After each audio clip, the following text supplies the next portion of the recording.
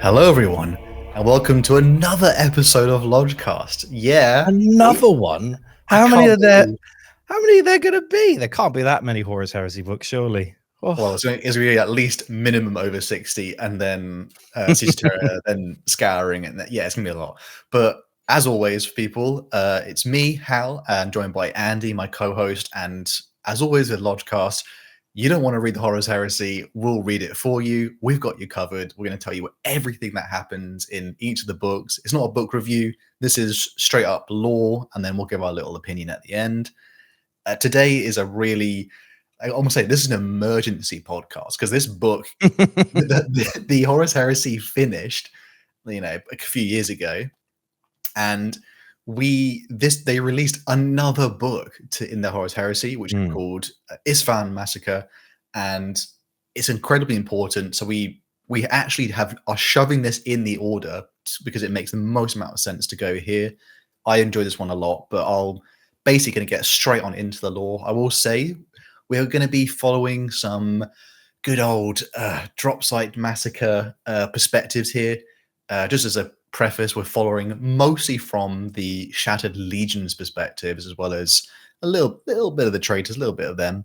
We'll follow particularly some characters of importance are Alvarez Morn of the Raven Guard, Cassian Draconis of the Salamanders, who is in a massive dreadnought, which Andy will talk about more later. And he have Orth of the Iron Hands, who's in a tank, who, again, much of the story will follow their perspectives. But I will say, my God, am I having to sum up this book? There's quite a lot that happens in it, but I've got all the good bits. But if people want to go explore more, definitely go give this one a listen. But the book itself opens with, we're at Terra. We are seeing Primarch Rogel Dawn, Valdor, and Malkador, who, again, if you're watching previous episodes, go check out Valdor Birth the Imperium, because there's some cool things you want to know more about Valdor or other characters like that. And they are reviewing the remembrance of footage from Mercedes Ollerton that we'd previously seen or we talked about in the Flight of the Eisenstein novel. And they are seeing footage of Horus declaring Isfahan 3, and it's pretty horrific, it's brutal. And they're really confused to Horus's motives. They don't understand why he is doing this. Obviously, I would infer that maybe Malkador's alone might have an idea, but maybe Valdor. But Chaos has not really entered the conversation yet. They are having a bit of a back and forth. They ask Janet Kroll, who, again, Flight the Eisenstein, if you want to know more about particularly the Sisters of Silence, because we talked about their order, but very briefly, they're all warriors. It also shrouds their conversation, so no one else can hear it from any psychic means. She states in what is like their sign language code that the choice has already been made. Like, they've been dilly-dallying, and the choice has already been made for them. Horus is a traitor. Horus needs to be killed. And the Emperor's nowhere to be seen. Again, we can't really spoil that yet because it hasn't really told you why that's happened. But the Emperor's really busy with something really important that we can't spoil yet. We next see Dawn, who he's going to the Master of the Astropaths, who I'll explain briefly what that is in a second. There's this big message that needs to be sent out across the galaxy. As we mentioned in previous episodes, warp storms are kind of like making travel and communication really, really difficult. And the message is that the fact that Horus and other legions have betrayed the Emperor, and interesting enough, they know that traitors will hear this message too. But I think it's very important to understand what's going on here, which is, Andy, what is astropathy? Astropathy? Astropathy, the pithy astros. Yeah, and the how's it work? Afros with the pithy. So astropaths are telepath astro, so it's like space telepaths. They're trained psychers. It's kind of similar to navigators, just without as much pronounced mutations. They're not part of noble lineages like navigators. And their job is to send and receive messages across space-time, which is very useful. But it does require that you use the warp or hell as your postal service in a way. And it's not like, hello, it's me, how are you? Messages are all told in like riddles and symbolism and strange stuff. It's Mm. very obtuse, and so these people have to be specially trained in their own like colleges in order to understand the messages, let alone send them over vast distances. So the Astra Telepathica is an entire branch of the Imperium that creates and trains these people. And usually you don't have a single astropath, you have a choir, because if you get some weird jargon and it's all like tiger atop the moon with the McDonald's logo, and also so it's like what does this mean? You get like the choir together and you go like, let's decipher what this actually means, and it's just like, oh, can you bring some milk? Because we need milk for the tea. Like, oh, that's the message. Oh, duh. So like that's kind of a brief overview on an astropath. I wonder what the Horus message is like. Man stuck in Portally or something like that. Emperor, sad face, angry face. It's actually, yeah, they're actually lying the whole time. It's all emojis. You know, all minion. They're all dressed as minions as well because they are all 40-year-old mothers. Yeah. But then, yeah, so it is a weird sort of subset of Imperial communication, but it's the only way to send a message across space. And we get to see some reactions to this message, which is really interesting in this book because obviously in previous ones it's just been, it happened so quickly. People on different planets, like who are slightly psychic, get like an inkling, like their hairs in the back of their neck stick up. Astropaths are across different segmentums and different areas of the Imperium and galaxy are, going crazy with what this message is. We do get one proper perspective, which is when we go to the Raven Guard with Corvus Corax, and we get to see him hear this message for the first time, which is really cool. Like the astropath of his ship, he gets the code word, occlusion, which is like the 10th degree of like security alert. Like it's never been used before. And as soon as he says it, he gets like taken through the shit. Like he's carried, because obviously the message of like receiving things from, from their third eye astropaths is like pretty bad. Oh, that's navigator, sorry. But like receiving like messages of this nature is so like taxing on his body. And he gets like the highest level of security, and like Corax is in the middle of a battle. He's whisked out immediately.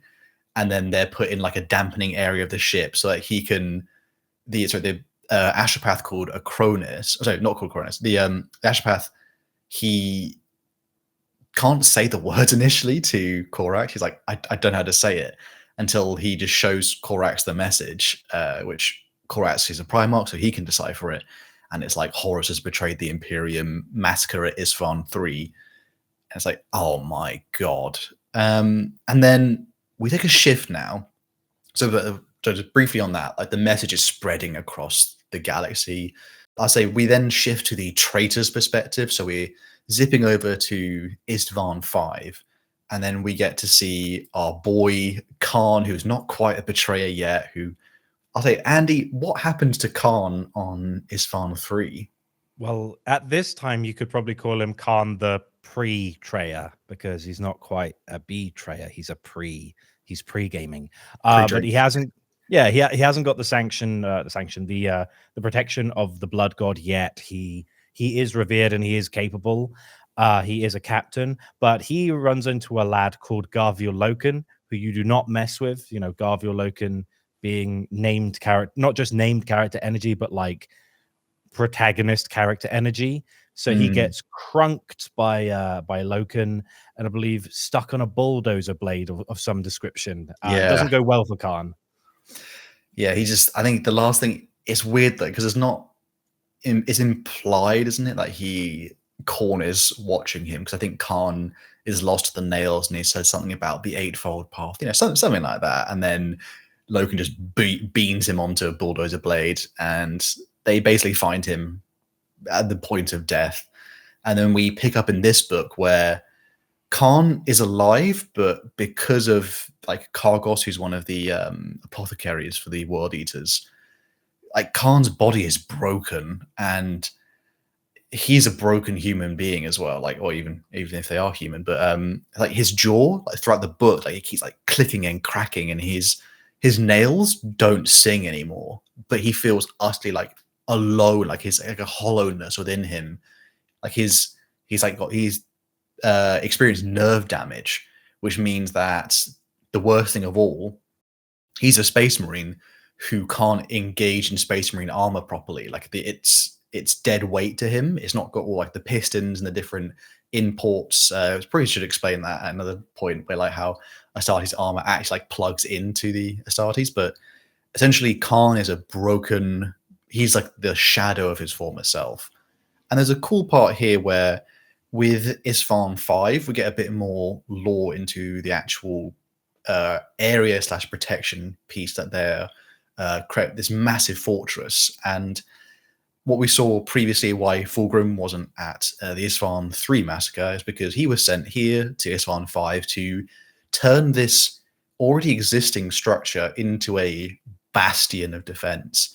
And Khan, at some point, other characters, they are exploring this like a weird. It's not black stone in the sense of what 40k black stone is, but it's like a black fortress that's half broken. It's definitely built by a civilization that's long dead, and its pathways, its structures they're not human design at all, and it's pretty creepy. Like sometimes people go missing in there.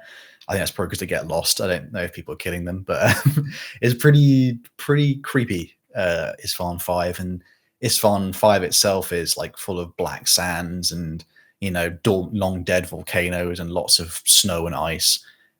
We next see Khan. He joins Angron for this big meeting between all the traitor Primarchs. Horus himself is being Mr. Charismatic himself, and unfortunately, Angron is there, and he is pissed. He's so pissed because Angron is he's a gladiator. He is the man of the Red Sands, and he sees this incoming betrayal of the second wave, which we know is going to happen from the previous books. He sees it as really cowardly, and he wants to project a like a sort of thing to the loyalists. He wants to tell them that the betrayal is coming, so that they can fight fair and square. He's like, come on then, if you think you're hard enough, come on, go and have a go, come on. It's like, all right, Angron, calm down. Yeah, Angron is a bastard. He's a butcher, and he killed his own sons in the previous books, but he thought that's why he went down to the surface to fight them rather than shoot them from the sky. He's like, I'll fight them face to face, let them, warrior to warrior. And it's not going well in terms of Horus trying to placate Angron. Angron leaves. I know Fulgrim at some point is like teasing him, because obviously this is slightly corrupted Fulgrim, and Fulgrim is just explaining the entire plan, and Angron keeps interrupting him and barking like a rabid dog. Angron actually lunges at Fulgrim, about to like strike him. Mortarion gets in the way and like holds him back, so it stops it becoming like a full-on duel. But yeah, Horus is not doing well in placating Angron, and Angron leaves all pissed. And this is where Malagurst, which is quite good in this book, we get a lot of Malagurst's perspective. He doesn't really fight in the book, but he's Horus's equerry and his his mouthpiece. Malagurst is getting worried because I think maybe Andy might agree, quite rightly. So the traitors are falling apart before the battle has even begun.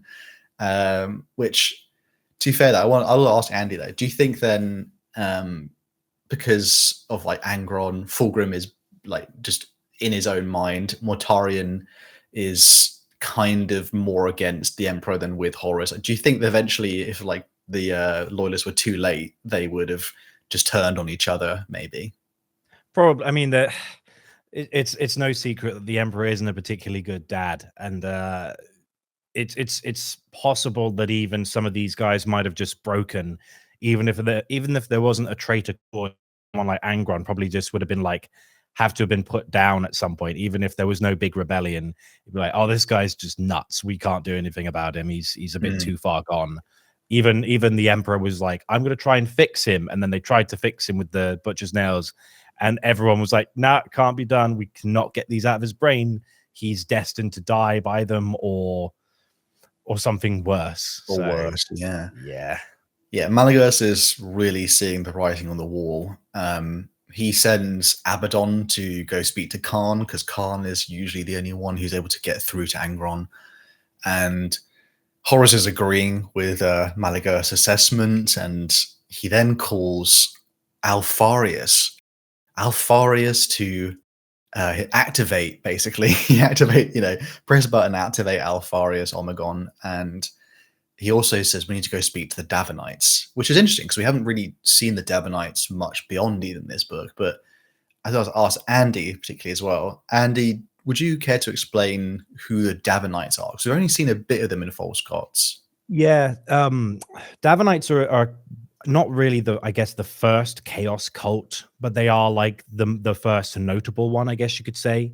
And these guys were instrumental in kicking off the Horus Heresy as it was, because it was on their turf that the ritual was conducted to turn Horus to the thrall of the Chaos Gods. So not good people. Not good people. They're also ugly, which is hilarious. I think Wow. yeah, Wow. like I think Loken, whenever he sees them in False God, he's like, that's weird, like how they've been allowed to live. Because usually they in Great Crusade they usually cull people who are a bit too non-aligning with traditional human visuals, shall we say. The Davanites have like weird features, and they're clearly corrupted by chaos, but good old, as we saw in Betrayer, sorry, not Betrayer, as we saw in First Heretic, good old Mr. Word Bearer himself let them live, didn't he? Mr. What was his name? The Corferon. Mr. Corferon let them live. Mr. Even worse dad than the Emperor. How did he manage it? He managed it somehow. Someone says, if he goes low, I'll go lower. So he's a great guy. He's doing limbo in equivalence, yeah. Which is funny because he's an old man. He's so disgusting. They even say he's really ugly too. So I guess ugly people stick together. Hilarious. Horus with Malagus goes to speak to the Davenite contingent that joins him on Isfahan 5, and they have this astropath that's been slowly tortured, and they've been killing him slowly, and they use this as a conduit to create a demon possession, which they use to speak to Alfarius, who then we see from their perspective, the Alpha Legion, they have one on their own bridge and their own ship. And this is a cool scene where we haven't had much Alpha Legion. We haven't really seen them much at all in this entire series, really, because a lot of their books take place later. But we see Alfarius and Omegon, the twin Primarchs, which is I guess it's not really a secret for most people, but they speak to Horus through the conduit, but they do it at the same time in terms of they just keep switching and taking turns. But it's so flawless that it sounds like one person talking, because it's implied at least that Horus doesn't know that they're twins, or maybe he learns it later, but it's Alpha Legion shenanigans as always. But Ingo Petch, who's the first captain of the Alpha Legion, is there, and he's incredible. Obviously, it's his own Primarch, but he's very impressed with what they're able to do. It's like he literally thinks like they share a brain because they're so in sync with each other. They're speaking to Horus about, ha ha ha, shenanigans coming up, betrayal, all that stuff. They're activating all their agents, ha ha ha, funny stuff about to happen, all that good things. And, Horus, I guess we'll see. I'll explain more about the Alpha Legion stuff later, because there's a few shenanigans throughout this book. But we next see the Ashpathic communiques of various different legions, and this is where Ferrus has taken command. So Dawn sent this missive about, make way to the Isfahan system to confront these traitors. Ferrus is like, I'm in charge, I'm taking it. We find out the Raven Guard and the Salamanders are kind of close. And to be fair, there's a reason why he's given command, because the Iron Hands are I'm pretty sure if you discount the lost Primarch, Ferrus is the third Primarch of all of them that was found. So it's Horus, Lehman, Ferrus. So he has a really good track record of he gets it done. He's merciless. He's uncompromising, and he's one of the OGs. So of course he's going to lead the charge. And he's ruthless too. So they think he'll get it done. Other brothers, he's not perhaps the most loved brother, but he's one of the most respected. And so these three legions are the closest, so they're making their way towards the system. Korax and Vulcan are sending ashopathic things to Ferris because they obviously they're completely unaware. What we've previously seen in the Fulgrim episode that the Fulgrim tried to turn Ferris, and obviously it didn't go well, and then they end up fighting each other. And Vulcan and Korax just don't understand. They don't, why is their brothers doing this? And they're asking him for clarification. There was like, hang on a minute, let's chill. Let's not just rush into go killing our once friend, man. Let's, they say maybe they have some theories, which is interesting. Like, I think, is it Korax or Vulcan says maybe it's got something to do with the rumors about Horus getting injured on Davin, which is a nice, they're not being stupid. They're thinking it through, but Ferris ultimately declares that it doesn't matter. Like with what Janet Kroll said earlier, it doesn't matter.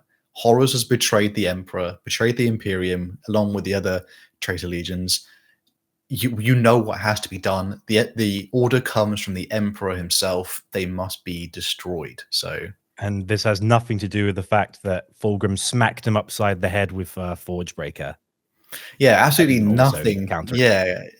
Yeah, nothing to do with that. Yeah, definitely not Ferris going a bit hot-headed as always, isn't he? Mm-hmm. Yeah, but we then shift again to where Abaddon, who this is the post-traitors, council, he goes to meet with Khan in the practice cages. He sees that Khan is he's sloppy. He notices it. Like, Khan is not himself. He's not fighting. Like, he's not armed. They're both not in their armor, but he can see like something's wrong with Khan. Khan keeps getting flashes in his brain about, like, he imagines like going up to Abaddon, like ripping his head off or doing other things throughout the book, and then it's not real. Like, he has flashes of what he thinks he could do, but he's not even capable of doing it because his body is kind of like a shadow of its former self. Abaddon is speaking to him about, bro, come on, bro, we're warriors. You got to keep Angron in line. We'll fight them on the fields and stuff like that. It has to be done this way. He mentioned something about, Khan not being himself, and then Khan he lunges at Abaddon because he gets pissed because obviously he's a world eater. He can't help it. They throw a few punches together, but that's because that's how they communicate. Obviously, that's how bros show love in this universe. But ultimately, Khan is on board. He just, he's just going through it. Khan, he then would leave this part. He's got a few bruises, a bit of bleeding, whatever. He goes to look for Angron across like the black sands. He sees, what I find really eerie is like he sees mechanicum elements that have joined Horus, and they're like boring holes into the ground, and they're placing world eaters that are on chains, and they're all chained up, and they're lowering them into it because these are berserkers who they are completely lost to the nails. There are some they were with them traitors, some of them who were the loyalist ones. They just captured them all, and they're putting them in like little holes to basically unleash them later in the battlefield. And I think Khan even speaks to Kargos at one point, being like, "Are they even like sentient anymore?" And then Kargos is like, "I guess if you can call that sentience, it's not very good." Khan is looking for Angron. He can't find him until he sees a world eater corpse like cut in half, just mysteriously in the middle of the black sands. But we're going to learn who did that in a second. But I have to ask first, because we need some context. Andy, would you describe to the listeners what happened in the La Fenice with the Becwa Kinska performance? Very, very recently, before this book takes place. Well, if for anyone who's ever seen that scene in Event Horizon where they go on the ship and it's like a big orgy of like screaming and all sorts of stuff, imagine that with more music. It's basically a snippet of the Emperor's Children basically getting a starting of an understanding of what Slaaneish's corrupting influence is like. And they have this big, it's an auditorium. It's like a concert opera room. Yeah. So it's like it was built because the Legion was very into art and culture and everything. And now it is like a mixture of an orgy, a charnel house, the most depraved things you can imagine. Like they're smearing poo on the walls. Oh no, it's not going well. They're The writing poo angel is here. They're writing their names in feces. This is bad. And don't put your hand there. Oh, it's bad. And basically not only the Emperor's children, but the mortals completely descend into madness, including the remembrances that are there,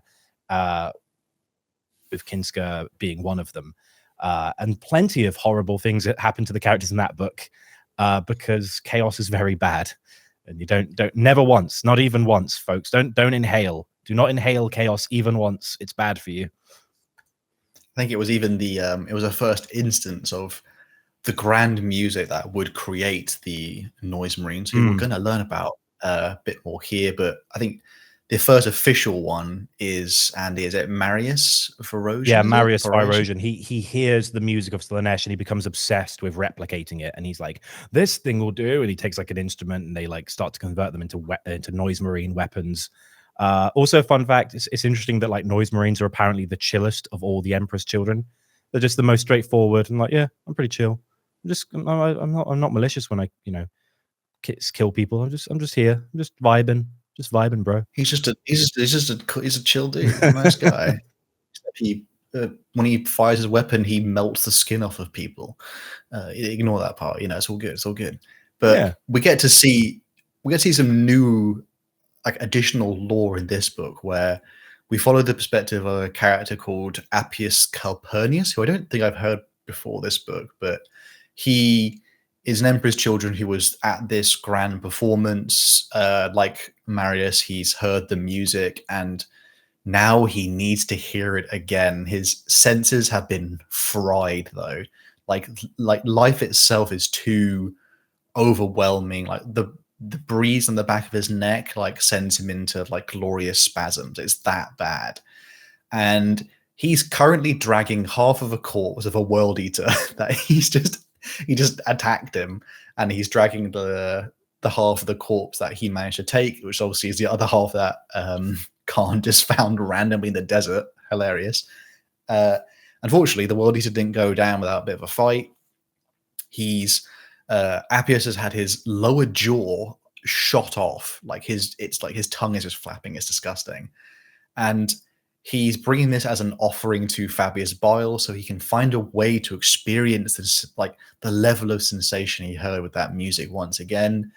Except it's Fabius Bile, who, again, if you want to hear more about him from previous episodes, do go check out Fulgrim, even a bit of Flight the Eisenstein if you want to go see a bit more about him. But Fabius Bile is someone who you should not trust ever, and Appius is betrayed by Fabius, who basically just locks him down, puts him under the surgery knife, and he turns him into the first true noise marine, in the sense of he gives him like the equipment and everything, and then dials in his senses. Like, he has no jaw anymore. All he can do is listen.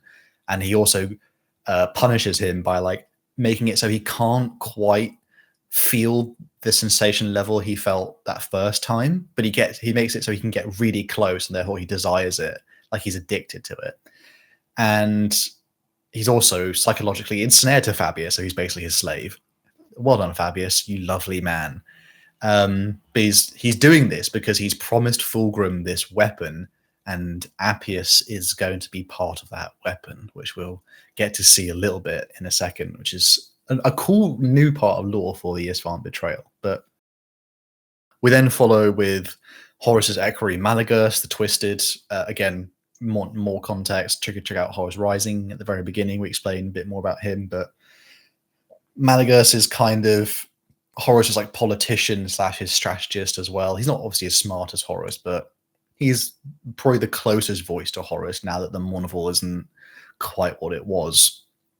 He's going through various encampments. He's seen the different legions. He inspects the titans of Legio Mortis who have joined them in betrayal. He speaks to Jonah Arukan, who's of the Dies Irae, who I think we didn't really touch on that plot point in the Isfahan massacre. No, the Isfahan 3 massacre / Galaxy in Flames betrayal. But he speaks. So if you want to go check out the books if you want to know more about kind of the more human side of those subplots. But he's just inspecting the troops essentially.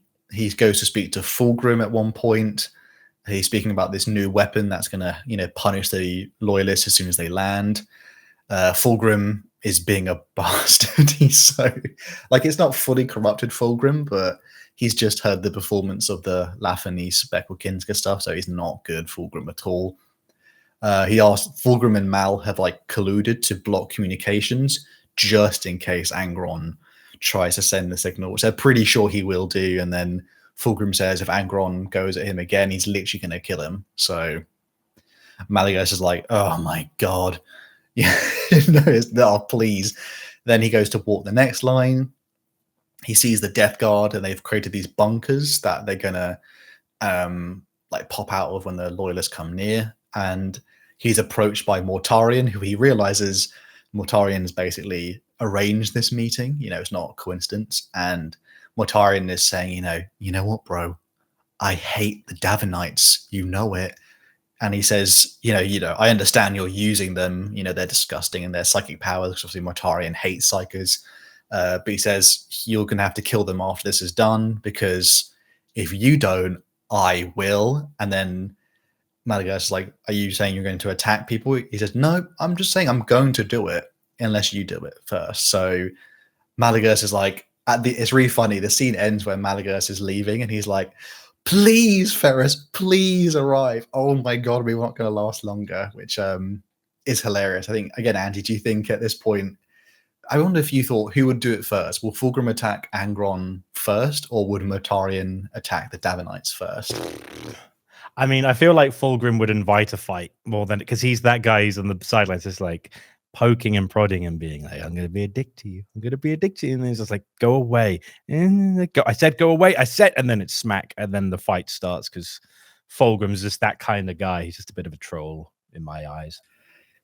Peacock bastard. But yeah, so it's on a knife's edge at this point, which is interesting because it shows that the traitors are not quite as cohesive as the loyalists. And this is where we shift, like the book has like a part 2 here, where we shift again to the loyalists now, which is where we meet Ferrus Manus, who, thank God he gets more lore in this book, because the man did not have enough in the previous ones at all. But he's in his strategium, and he's surrounded by his other Iron Hand captains. There's Gabriel Santar. There's some other characters who we're going to talk about later as well. But like a lot of the ensemble cast of the Iron Hands are here. And this is where Ferrus is pondering on Horus's choices. Because Horus is, I think Andy could probably agree, Horus is not a fool, is he? No. Like he's not a fool, and he sees that they've dug into this, makeshift fortress. They've surface shielded themselves from bombardment. They have to be dug out by, Bolter and Blade. They got to go down and get them out. But Ferrus thinks I'll ask you, Andy, like, do you think it's an interesting part here where there's a conundrum? Ferrus thinks it's likely that Horus has his fleet / all the traitors' fleet ready for a counterattack, and so when the surface battle begins, they will come and counterattack them, like the loyalists on the ground, which I don't think has that been previously said in like other existing lore, like Horus was going to do a counterattack against the lore, like that's the whole purpose of drawing them to Isfahan 5. Which I know there's the whole thing of like, when they invade, the Emperor's children and other legions have been making really deep fortifications. And before this book, it was all like they were dug in, they were kind of restraining themselves. They didn't see Horus in the field. He's always just kind of waiting in his ivory tower of sorts, drawing them in, digging in deep, and kind of not really going on the offensive. And everyone's like, what's he doing? He should. And then at first it's like, oh, they're invading and they're going to do the offensive, and it's like he's holding everything back. Why is Horus doing this? What's that about? And again, he's arguably the best strategist of the entire Primarch bloodline. Maybe Guilliman isn't as good of a strategist, but he also balances that out with like his administration powers in a way, and his empire building powers. Administration and I don't mean that like as a joke. It's just like he's good at logistics. But like Horus is the guy for like commanding stuff, and he's the one who benefited from the most mentoring by the Emperor, so it makes sense. It's interesting that I like that they added this part in the book, because it makes a lot more sense that they see it as like, they even say like Horus has had time to plan this, so no doubt whatever fleet is coming to attack them once they land, it'll be pretty big, or it will match certainly a lot of the Astartes stuff. Astartes are good in face-to-face combat, but fleets are fleets. Big ships be big ships, and there's plenty of big ships in the Imperium. So Ceramite meet Nova Cannon. Yeah, it's not going to go well. Like, have you seen the size of those things? I don't care how much, how big your chainsword is. You get hit by that thing, you're not coming out of it. Because a lot of the resources that have been sent to Isfahan 5, they're kind of hodgepodge, like whoever was near. So even like we follow some human perspectives throughout the book, and they're like, there's loads of mixed regiments. It's not like a normal attacking force. That's why they're quite worried about this second wave. Okay, so good. And bear in mind, the Istvan Free purge took longer than anticipated. Horus was very annoyed that the loyalists on the Traitor Legion side that were resisted as long as they did, because every day that they didn't get them put down was a day they couldn't prepare for the counteroffensive. And like, I know in the books, it's all like, oh, they're being a bit too stubborn. Why can't they die more easily? Like, why can't they just give up so that we can kill them and we can move on to the next stage? And it's like, oh, and that's why they have to start like deploying Primarchs to Isfahan 3 to try and dig out bits of resistance until they finally get rid of everyone. Yeah, a lot more has been added into this certain section, but then Ferrus also counters with the fact like they have to then, like, if the counter forces arrive, they'll never dig them out, which is then going to drag on like a really long war. So they say like, we're going to have to try and attack them and basically, destroy the forces inside this fortress before the second wave arrives. They might, obviously it takes a long time to traverse the warp, so they've got enough time to do this. Ferrus sends out his formal call for, to assemble around him. He's technically a new war master at this point. It's Ferrus, which is interesting. And Korax and Vulcan, again, they're closest. So they arrive kind of Korax first, and Vulcan will be a bit later. But then we see some other things, which is 4 other legions respond to the call, and the Primarchs also send agreements to Ferrus, and they, acquiesce to his leadership, which is the Night Lords, Iron Warriors, Word Bearers, and Alpha Legion. We'll see how that one goes.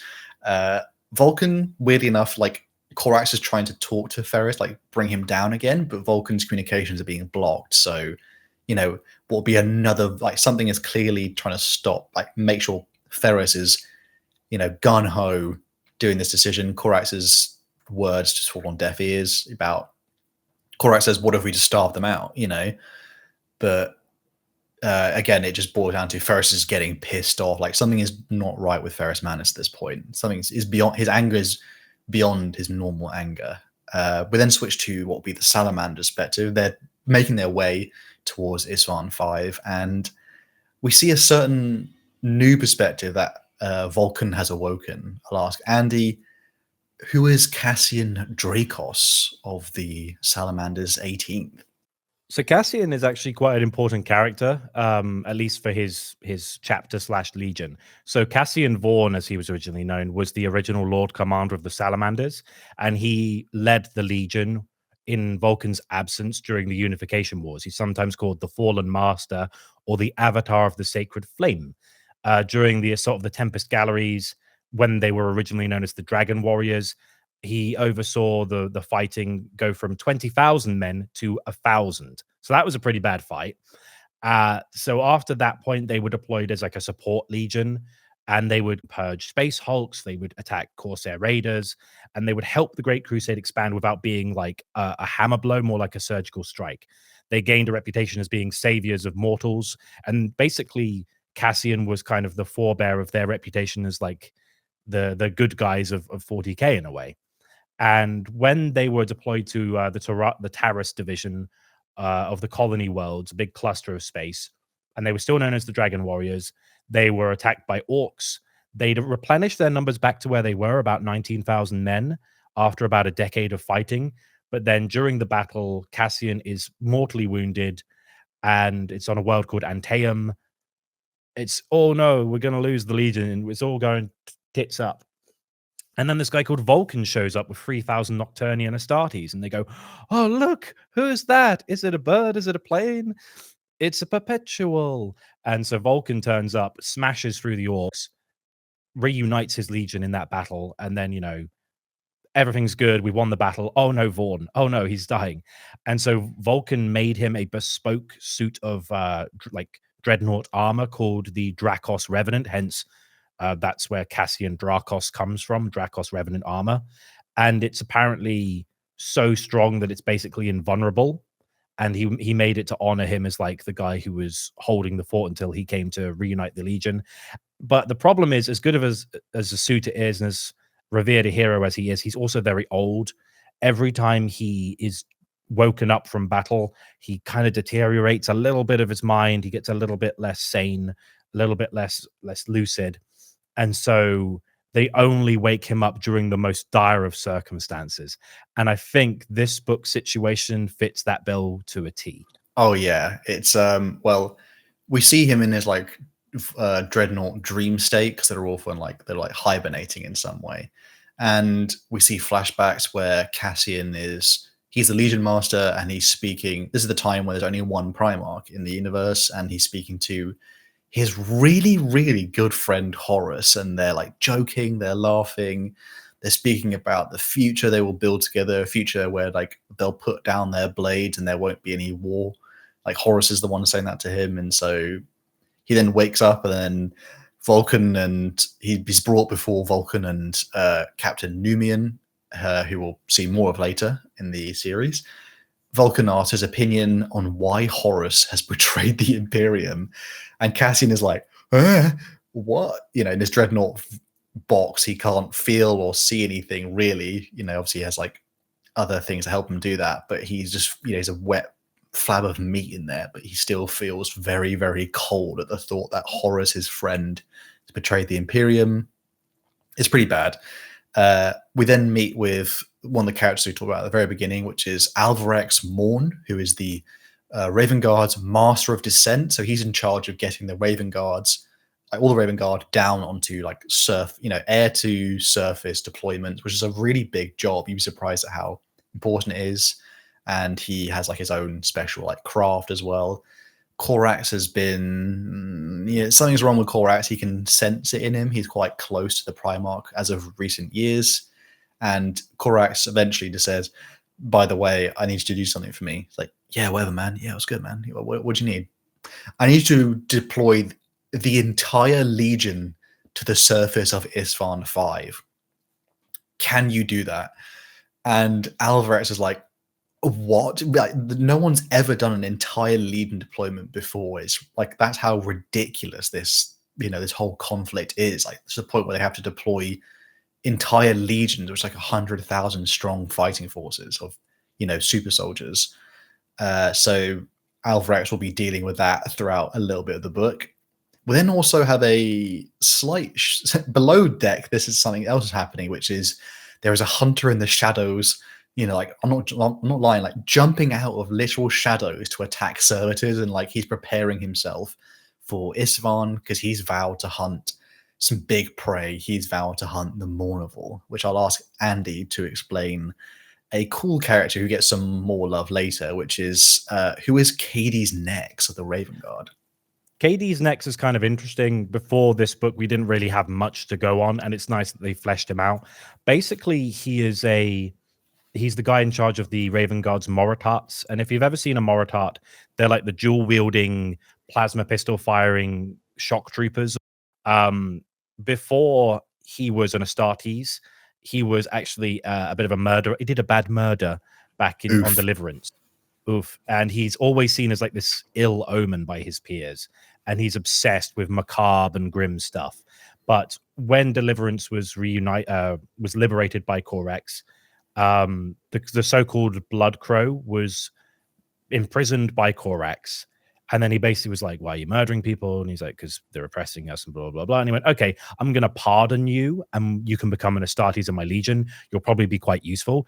And he is. He wasn't absolved by his kin for his crimes, but his murder sprees made him a very effective Astartes. It basically was like pre-training, so he was already very good right off the drop, and he's very deadly. His Moritarts were so, and they're made from the Astartes who have the ash blindness or gene flaw of the Raven Guard.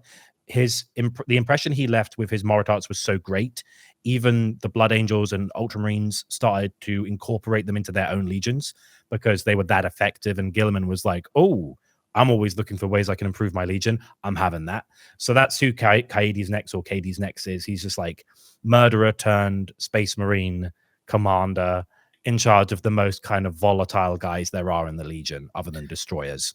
Well, now he's a super murderer, which is very fun. But he says, "I'm going to kill. I'm going to get me some Mournival whenever I see them in the field." You know, hint, hint. We'll see some fun stuff there.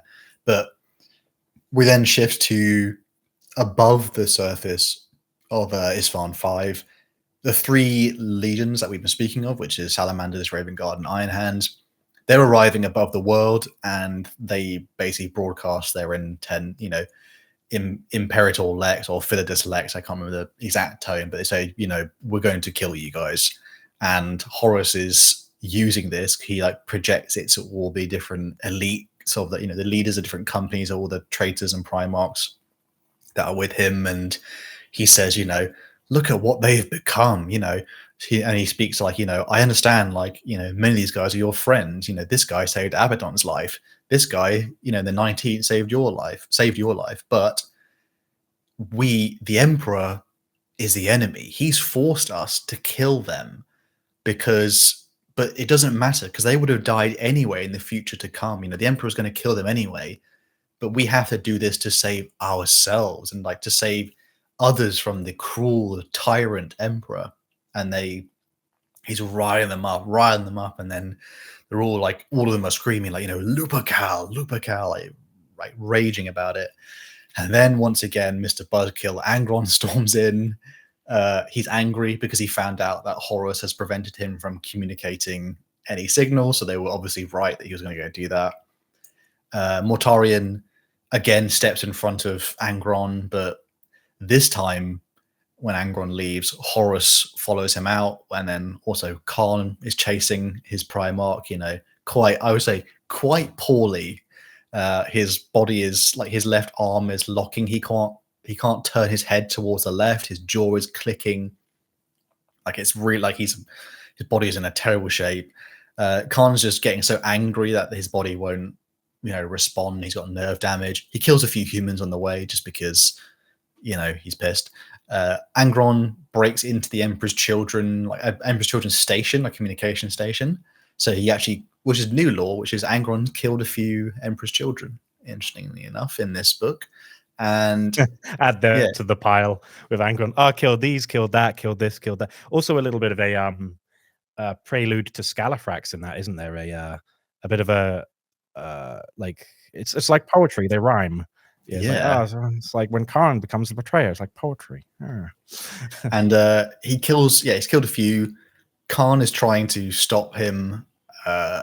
Angron like throws a axe blow at him, but Khan notices like he thinks he blocked it, and he's realized Angron just didn't bother pushing down. He just did like a weak one, because Angron is like, you're just so weak, I can't even fight you like right now because you're not worthy.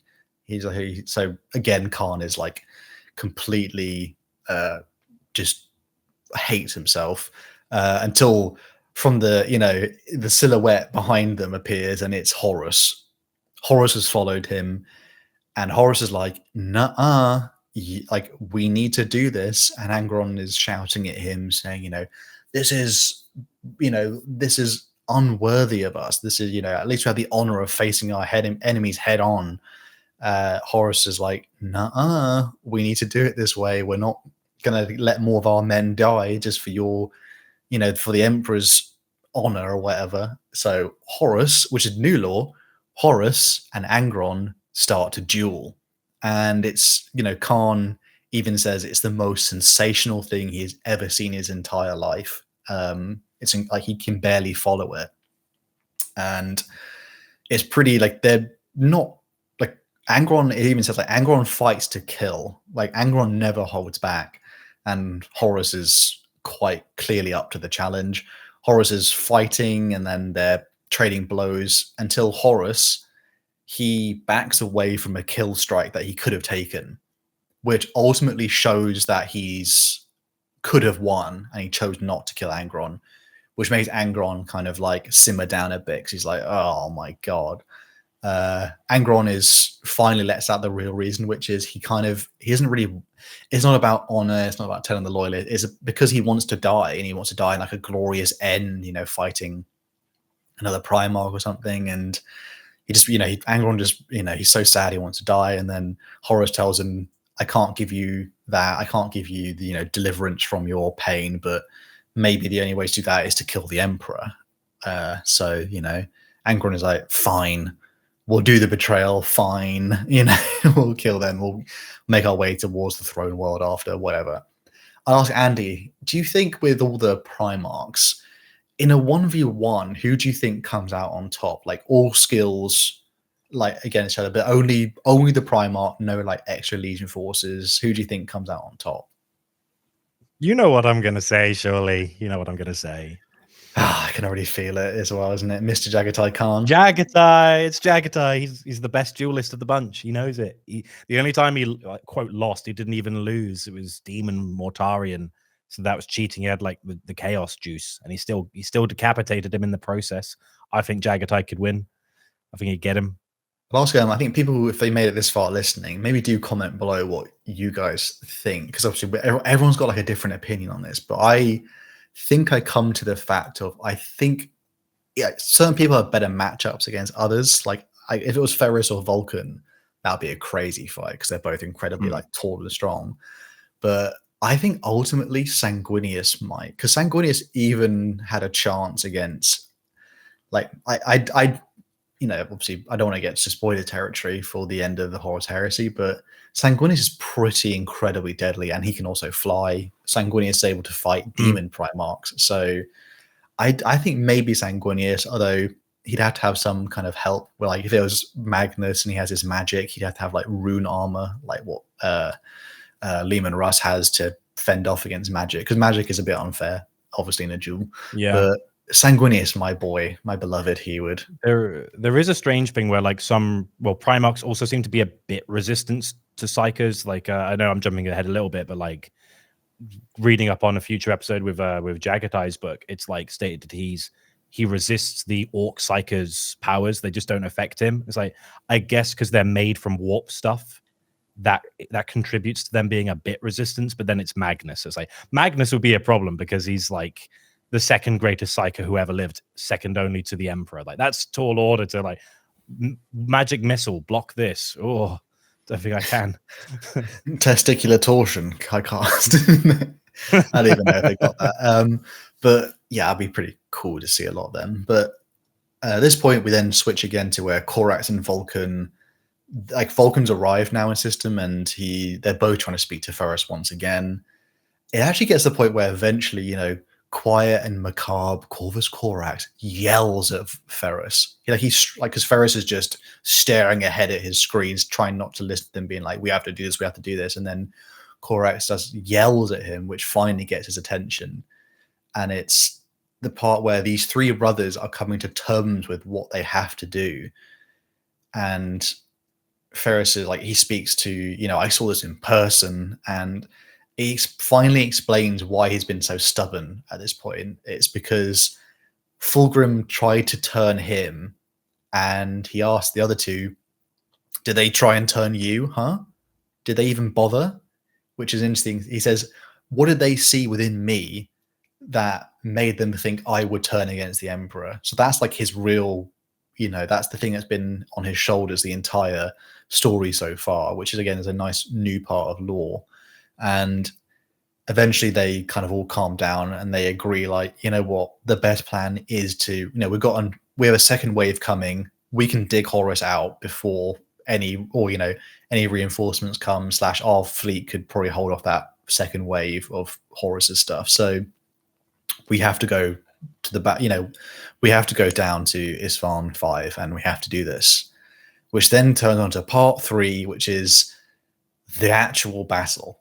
Which again, like a lot of this, I'm missing out quite a few bits in this series, but the battle itself is half the book, and the other part was all the different pieces, assembling together, / all the different storylines, even more storylines which I haven't been able to add into this book. There's interesting like mortal human storylines which will, if you want to read more about it, go check out this book. It's really good.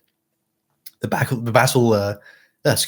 battle begins on the Urgal Plateau. Absolutely millions of guard, hundreds of thousands of Astartes are raining from the sky, and this is where we see Alvarez Morn of the Raven Guard. He gets his own gunship and he's coordinating his soldiers. We see Cassian Dracos in his Salamander Dreadnought. Like, he drop pods down and they're on the surface of Isfahan 5 and they start fighting normal humans. Orth of the Iron Hands, who has been a minor character so far in the book, he assembles in his tank.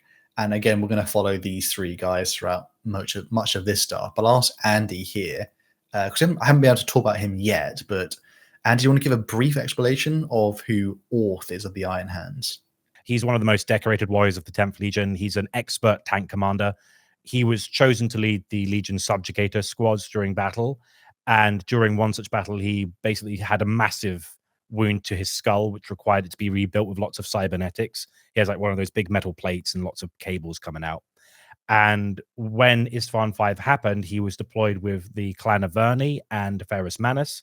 He piloted a Fellblade super heavy tank called Rashemion. And he also, I believe, used a tank called the Sikaran battle tank Black Sun during the engagement. Not much else is known before this book about him, other than he's really good at tank driving, and it's said that he abandoned his name and rank during the battle, and was just very stubborn, refused to die, and is a bit of a stubborn mule, like a lot of the Iron Hands characters are, really. Yeah, he'll go on to be quite integral to a lot of like the tank deployment / some of the Titan battles that come across in this book. And as just saying, when the battle kicks off, it is really, really brutal. We get a lot more first-person POV. We see from the Raven Guard's perspective, we see like through Alvarez, like who's in charge of the deployment. Like the numbers of craft are dropping down so fast. Like they've never experienced this amount of casualties, but so are the traitors, we should say as well. It's pretty horrific. This is where we cut to Fabius Bile, who reveals the grand weapon that he's been working on as promised to Fulgrim and then promised to Horus, which is Mr. Appius Calpurnius, who was the tortured first Noise Marine before. He's plugged into this Vox system where essentially Fabius uses him to magnify this great wave of sound that just completely washes over all of the loyalists. And if you are unlucky enough to be too close to a Vox system, it makes your ears bleed. People like planes start dropping from the sky. Funny enough, all the Emperor's children in near it, they also just die near Appius. Like the handful that are near him, they're like in hallways, like holding their ears as they die. So too brutal for even normal Astartes of any kind. Only the cacophony of the Noise Marine, future Noise Marines, they seem to be loving it though. And this like a massive attack. It sends loads of the mortal ships. They are like falling and they're crashing, and then a few of the mortal side, they have to not use Vox anymore. Like there's no radio, so they'll revert to like old style things, or like they send up like manual flare system, like how people used to have like flags on top of tanks in like World War I or something like that. They have to revert to the old methods because it's obviously a massive like counterattack and it's not done good for the loyalist deployment. The battle, we see so many, like it's hard to get across how big this book is, but there's so many perspective shifts throughout the book. We see Corax and his Raven Guard, they jump out of Alvarez's ship. Alvarez's ship, they jump out. We get to see them like literally like hawks, like slam dive into Sons of Horus, which is really cool.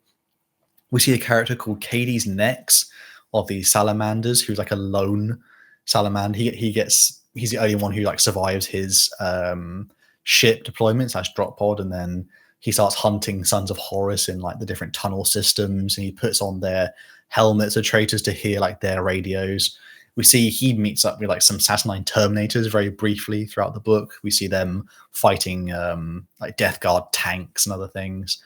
The Loyalists are actually doing quite, like, despite the losses that they suffered, because obviously like 3 full legions are on the ground, as well as, we should say, the traitor legions, obviously they purged some of their own legions, so they may be at a similar strength. And it's the Loyalists are pushing really hard, and it's where, you know, they're making their way. Like, Horus is watching it, and the problem is they're doing too good.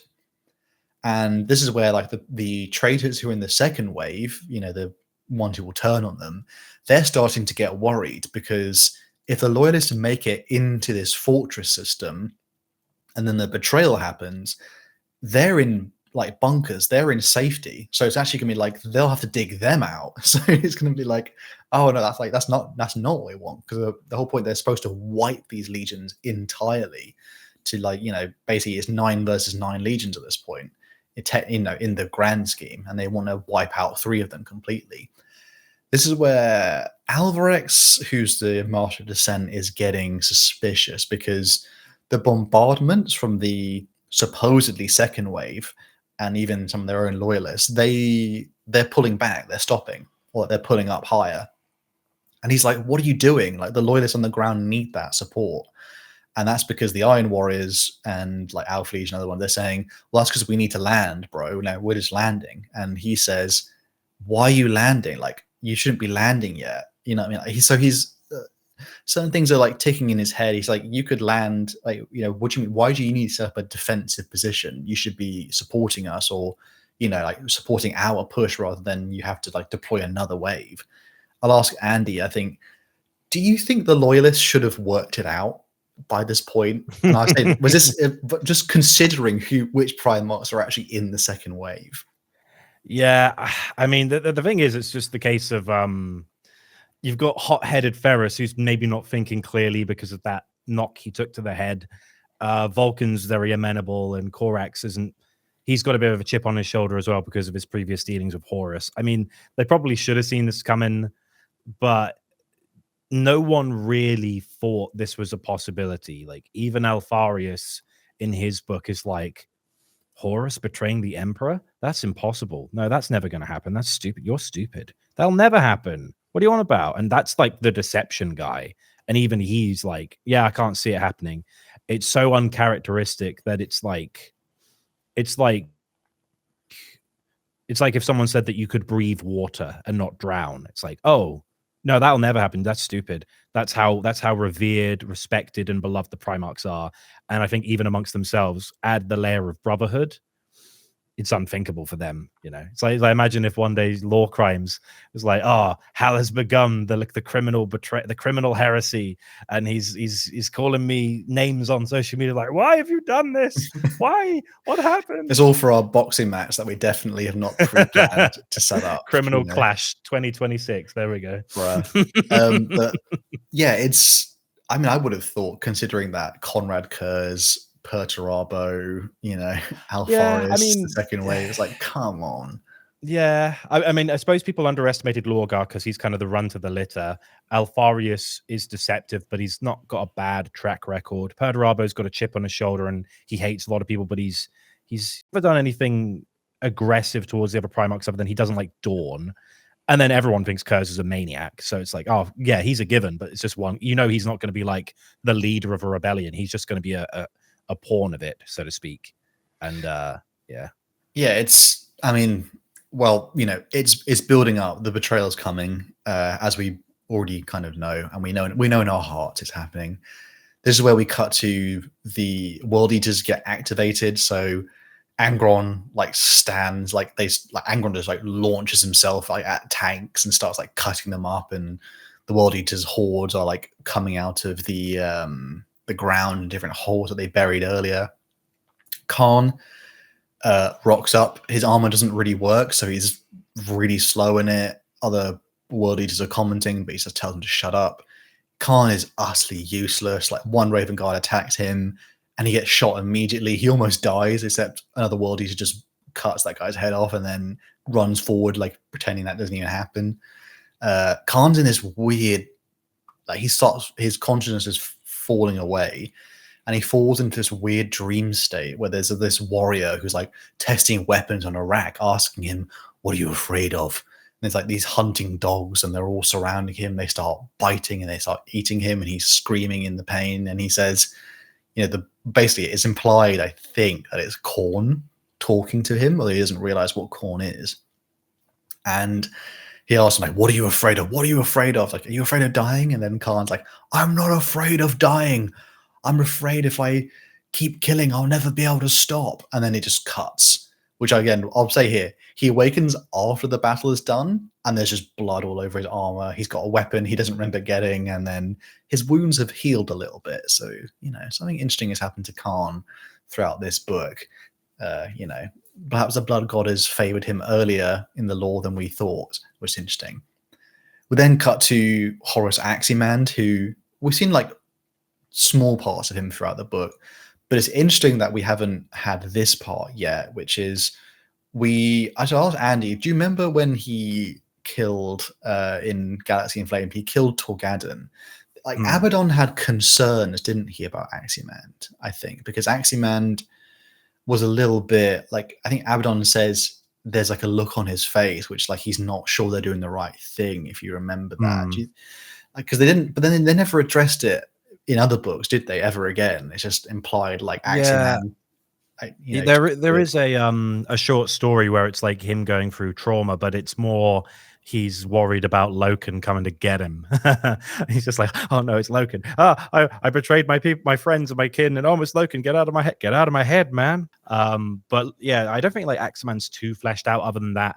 But I mean, even Abaddon has crisis of like his own faith in the cause, shall we say, especially as Horus's condition throughout the book series deteriorates and then reemerges, and it's like, where does Horus begin? Where does chaos end? And I think all the traitors, to an extent, go through like a moment of reflection, and they either go, "Screw it, I'm okay with this. I'm gonna forgo all my values and virtues," and others still wrestle with it to this day in some regards. So Aximand, he knows that others can sense he's got some doubts, but he, throughout this book, realizes he's got something to prove. He kind of realizes Abaddon is watching him. Someone tries to give him some lodge coins, some silver coin. Maybe we'll get some merch of a lodge cart, or we'll do some silver coins at some point. As they do, they put on, like in the Greek tragedies or other things, put silver coins for the dead on their eyes. But so he knows he's being watched, and he takes like a sword and like a buckler, like a small shield, and he joins the front lines. He's like, "I'm going to go out there and I'm going to prove to them there's nothing wrong with me," which is good that they finally put this in like novel form. And they start to fight the Raven Guard. He has fought with them before, so he knows what to do. Like, when they do their like ambush attacks, you repel it first and then you chase them as they're trying to run away. So he literally, there's one fight where he's absolutely gutting a poor Raven Guard like a little shank, a little ode to their Chthonian gang sort of traditions. This is when he sees a Raven Guard descend from the heavens, and it's Cades next.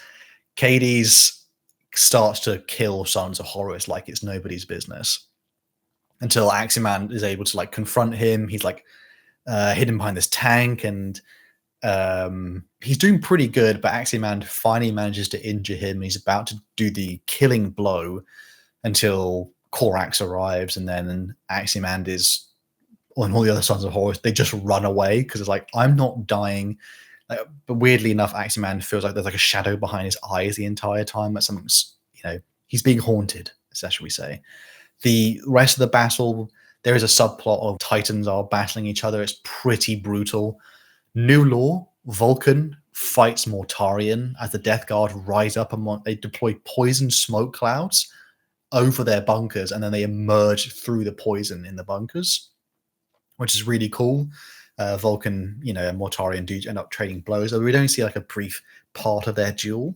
We don't see like how it ends, but a lot is happening across different theaters until finally, basically as with the normal law, the Salamanders and Raven Guard, they're pulling back so the second wave can then take over, and the Iron Hands are not. We see the betrayal happen. Not as much in this book, funny enough, like obviously because it's in previous other books, the actual moment of betrayal. But then we see the characters who we've been following throughout this novel, they experience the betrayal. We see Cassian. He has been fighting alongside the front lines as like the kind of their herald. He's been leading the charge. He's, again, throughout the book, we've been every time we go to his perspective, it's just another scene of him and Horus like bonding, like, their shared friendship, and Horus is asking his advice on many things because he respects him so much, and he can't believe what Horus has become. He sees Horus. Horus has finally emerged onto the field, and he charges at him thinking, "What have you done, my friend?"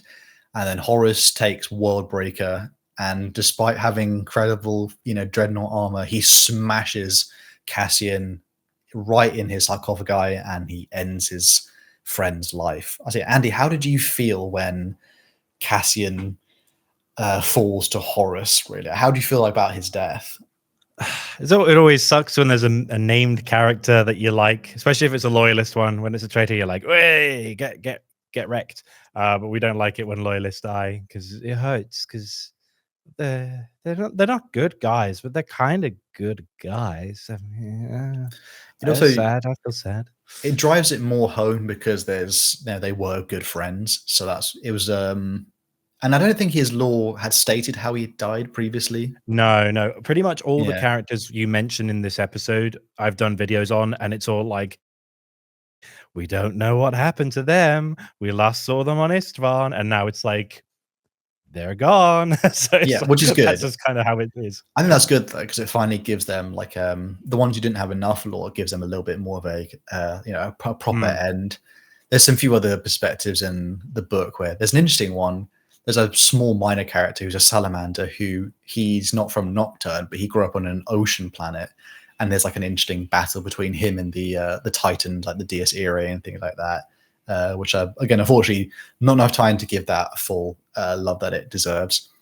The salamanders it's going badly. The Alvarax and his ship, the betrayals happen. They're all getting shot down. It mentions how each Salamanders, Raven Guard, and Iron Hand ship has been purposely placed because the Iron Warriors took over the fleet deployment, and they basically placed ships around their ones to give them all guaranteed kill strikes. So when the betrayal happens, it's going to happen, and they'll wipe them out entirely. Alvarex, in his ship, he dives down to save Corax, and this is where he manages to like do a kind of crazy, like even the other traitors who are watching this been like, that is the craziest dive I've ever seen. He manages to get Corax and a few other of the Raven Guard, and this is where they get chased down by a Night Lord who's in a fighter. They end up having this crazy duel in midair, and unfortunately both get shot down. And Alvarax, he saved Corax, so he got him away from a worse battlefield area, but then Alvarax ends up like crash landing, and he slowly dies in his ship, knowing that he managed to get Corax to safety, somewhat safety. He's still on his farm. The salamanders are dying. The ones that we follow throughout the book, they're all dying. It's really sad. All for the Iron Hands in his tank. The tank gets like he's taking out World Eater tanks, and he's doing a good job, but then he gets basically blown up. He's injured beyond the point where he can't really move, and he gets dragged out of his tank by like Fabius's weird slave things, kind of like hooks, and they're like pulling him along the sands. He sees the Cacophony and other noise marines, the one who we've seen previously as well. He's just been weirdly following behind Fabius Bile throughout most of the book. Once he did like the massive noise sort of thing. Yeah, Appius is the one who he's enslaved to Fabius, and then every time he does something with the Noise Marine song, all the other Noise Marines like harmonize him, and it's really weird. He is dragged before Fabius Bile, who's like, "Oh, that's interesting. "Oh, hello, buddy. You're still alive, aren't you? In there? That's interesting. Look how much metal And then you are." Fabius went, "What a nice test subject." And you're like, "Oh Yeah, no, it does Fabius." say Fabius throughout the book, like he doesn't participate in the battle. He's just got his hands like are covered in blood, and he's just taking corpses and gene seed.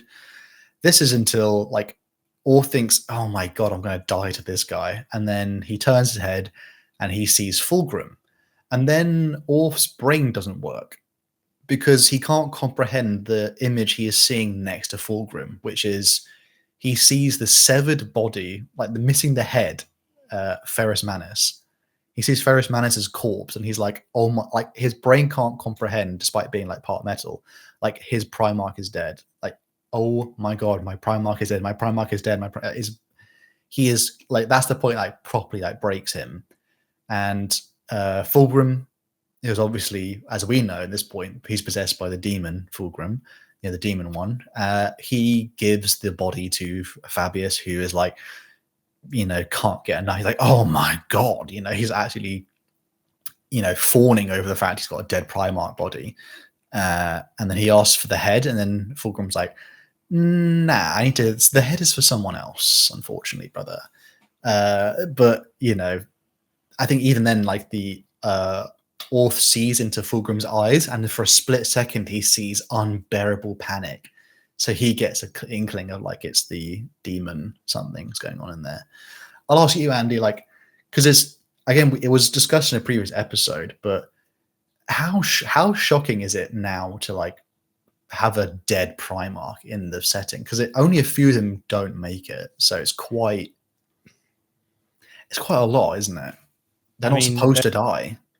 I think it's at the end of I can't remember which book it is, but at the end of one of the books, it's where they've received news on Holy Terror that Ferrus Manus is dead, and it talks about there are people throwing themselves off buildings.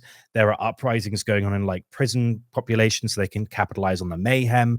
There are people bawling their eyes out in the streets and praying, or not praying, but I guess giving their respects. And it's like a Primarch dying is like when the Pope passes, or any religious figure, I suppose, but like times it by 1,000, because it's not just one world, it's an entire galaxy of people that see these people as like the son of like the most powerful man who ever lived, and also brought prosperity. So like it's a tragedy for everyone involved, apart from obviously the people doing the killing and chaos and Xenos, but for humans it's pretty bad.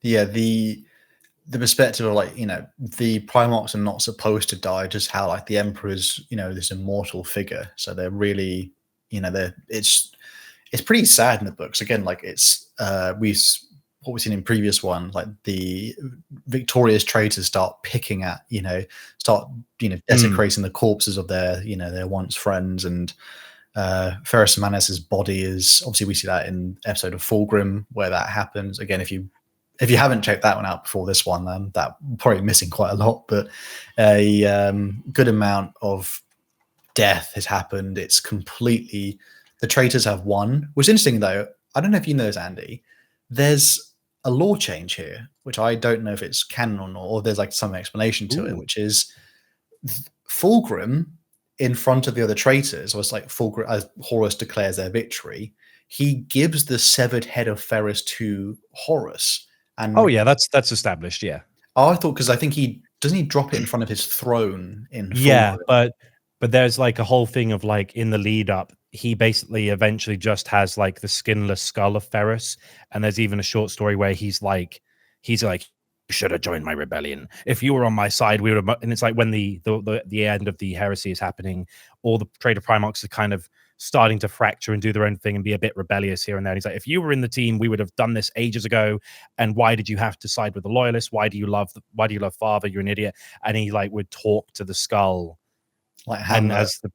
There's even a piece of art where I think it's implied he's on a big throne and there's a skull atop it, and I think it implies that that's Ferrus's skull.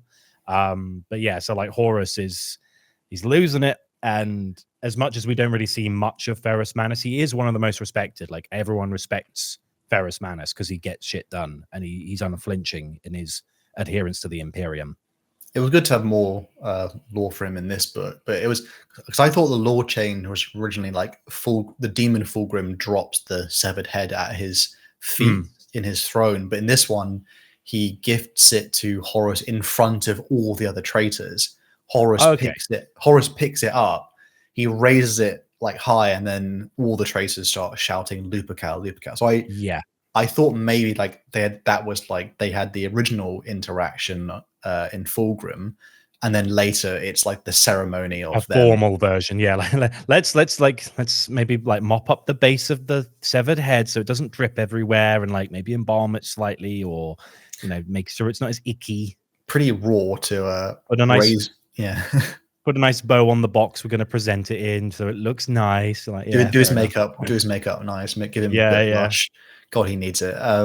Looking a bit lifeless at the moment, but it's a bit morbid, raising your brother's severed head across the field of fallen and dead.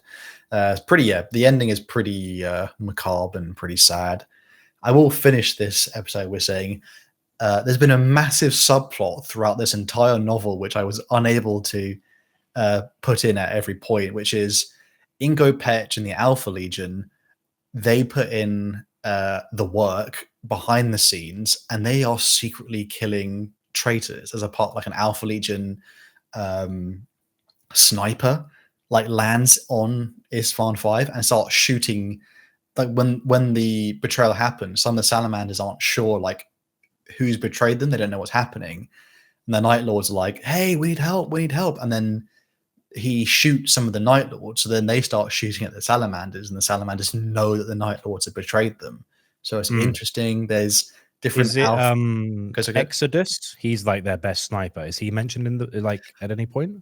Maybe. I can't remember if the character was like, this one was briefly named. I don't remember if he was. I don't remember if he was briefly named or not. But there's also human Alpha Legion operatives that like they blow up munitions inside a ship, so that this ship is out of sync of like a kill zone, certain things, or like certain things are misplaced. Like instead of, as I said earlier, like all the fleet having a kill shot, things like go awry because the Alpha Legion is interfering.